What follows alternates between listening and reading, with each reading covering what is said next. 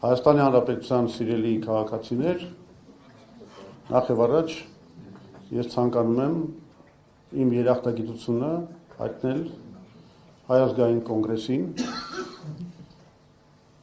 այս որոշման համար, այս վստահության համար ես դա ընդունում եմ երախտագիտությամբ եւ պատրաստակամությամբ միասնաբար գնալ դեպի հաղթանակ։ Եվ դա պիտի լինի ոչ թե Հայ ազգային կոնգրեսի հաղթանակը միայն, այլ պիտի լինի մեր ամբողջ ժողովրդի հաղթանակը։ Հայաստանը հիմա գտնվում է շատ փոթորկալից մի աշխարհաքաղաքական միջավայրի մեջ, որը շատ լուրջ սպառնալիքներ է ներկայացնում մեր պետականության համար։ Հայաստանը կանգնած է շատ լուրջ մարտահրավերների առջև, բայց Հայաստանի դիրքը ծանրանում է ոչ միայն այն պատճառով, որ մենք ունենք այդ աշխարհաքաղաքական հակամարտությունների կուտակված այդ սպառնալիքները, որոնք կախվել են մեր ազգի վրա, բայց մենք նաև ցավոք սրտի այս պատմական ժամանակաշրջանում ունենք ներքին մի սպառնալիք, իդեմս այսօր գործող ռեժիմի եւ նրա պարագլխի Նիկոլ Փաշինյանի, որովհետև այդ իշխանությունը իր գործողություններով միայն ավելի է ահագնացնում բոլոր այն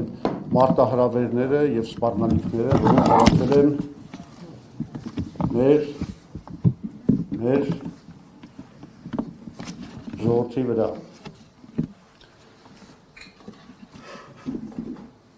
Նիկոլ Փաշինյանի արդեն երևի 8 տարվա, 7.5 տարվա կառավարման ժամանակ Հայաստանը իր իսկ սխալ եւ անտգետ ապաշնոր որոշ դեպքերում նաեւ ես կարող եմ համաձայնվել դավաճանական ընտրությունների պատճառով հայտնվել է եւ ունեցել է Ադրբեջանի հետ արդեն 10 ռազմական բախում։ Այդ բախումների արդյունքում, որոնք ասում են, տեղի են ունեցել միայն այն պատճառով, որ Նիկոլ Փաշինյանը մերժել է 2019 թվականի նպաստավոր հայանպաստ, պլանը, որ առաջարկվել էր մեր լավագույն դաշնակիցների կողմից, նկատի ունեմ Միացյալ Նահանգները, Ֆրանսիան եւ Ռուսաստանը, ըստ էության խարխլելով նրանց դերը որպես միջնորդի եւ որպես Ադրբեջանի ագրեսիայի զսպողի, ինչի հետևանքով մենք հայտնվել ենք այս կործանարար ընթացքի մեջ, կորցրել ենք Արցախը,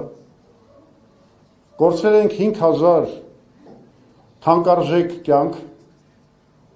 մեր զինվորների կյանքերը, կորցրել ենք Հայաստանի ռազմավարական նշանակություն ունեցող ինքնիշխան տարածքներ, բարձունքներ, գտնվում ենք նաև Զանգեզուրի Միջանցքի կորստի գործընթացի մեջ, բայց այս ամենը, չնայած Նիկոլ Փաշինյանը հիմա փորձում է մեզ ներկայացնել, որ ինքը այլևս սթափվել է, որ հիմա արդեն փոխվել են նրա պատկերացումները հայրենասիրական մոդելի մասին եւ այլն, այս ամենը կարծես վերջ չունի, որովհետեւ մենք հիմա գտնվում ենք այսպես կոչված սողացող կապիտուլյացիայի իրավիճակի մեջ, երբ որ Ադրբեջանը ամեն օր նորանոր պահանջներ է դնում մեր առաջ եւ այդ պահանջների իրականացման վերջը չի երևում։ Դա վերաբերվում է եւ անկլավների վերադարձին, դա վերաբերվում է Զանգեզուրի Միջանցքի այնպիսի իրականացմանը, որը հարված է հասցնելու մեր ինքնիշխանությանը, դա վերաբերվում է 300,000 ադրբեջանցիների վերադարձի պահանջին, դա վերաբերվում է անգամ մեր ներքին գործերի մեջ խառնվելուն, սահմանադրական փոփոխություններ կատարելու, որոնք հաճո կլինեն Ալիևի քիմքին, կատարելու նաև ներքաղաքական ինչ որ գործողություններ, օրինակի համար հարցակումներ հայ առաքելական Սուրբ եկեղեցու վրա։ Այս process-ին վերջը չի երևում։ Եվ այնուամենայնիվ, չնայած Փաշինյանը գնում է արդեն բոլոր զիջումների, կարևորագույն փաստը, որ պետք է նշենք, հետևյալն է. խաղաղություն այդպես էլ հաստատված չի։ Մենք մինչև հիմա չունենք Ադրբեջանի ստորագրությունը խաղաղության պայմանագրի տակ։